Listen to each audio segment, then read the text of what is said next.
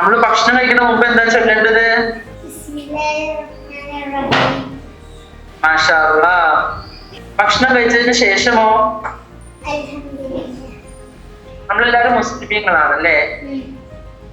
അതെ, നമ്മൾ മുസ്ലിം ആവാൻ, ശരിക്കും നമ്മൾ മുസ്ലിം ആവാൻ നമുക്ക് എന്ത് വേണം? ഇസ്ലാം കാര്യങ്ങള് 5 അല്ലെ? ഇസ്ലാം കാര്യങ്ങൾ എത്രയാണ്? 5 അല്ലേ? ആ 5 കാര്യങ്ങളും നാം അറിയുകയും അത് നമ്മൾ പ്രവർത്തിക്കുകയും ചെയ്താൽ മാത്രമാണ് നമ്മൾ ആരായി മാറാം? നമ്മള് മുസ്ലിമീങ്ങളായി മാറുന്നത്. അതെ, അതിൽ തന്നെ ഒന്നാമത്തെ കാര്യം എന്താണ്? ഷഹാദത്ത് കലിമ. 2 ഷഹാദത്ത് കലിമ അർത്ഥം പറഞ്ഞ് മനസ്സുറപ്പിച്ച് പറയലാണ് ഒന്നാമത്തെ കാര്യം, ഏറ്റവും പ്രധാനപ്പെട്ട. അഥവാ ഇസ്ലാമിലോട്ട് പ്രവേശിക്കേണ്ട, ഇസ്ലാമിന്റെ എൻട്രി എന്ന് പറഞ്ഞാൽ എന്താണ്? ഒന്നാമത്തത് ഷഹാദത്ത് കലിമയാണ് അല്ലേ? രണ്ടാമത്തെ കാര്യം എന്താണ്? എല്ലാവരും പഠിച്ചാണ്. ഏതാ? നിസ്കാരമാണ് രണ്ടാമത്തെ കാര്യം.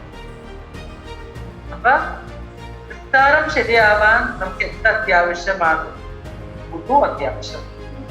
വുളു ശരിയാവൽ നിർബന്ധമാണ്. നിസ്കാരം ശരിയാവാൻ, വുളു ശരിയാവാൻ നാം എന്ത് ചെയ്യണം?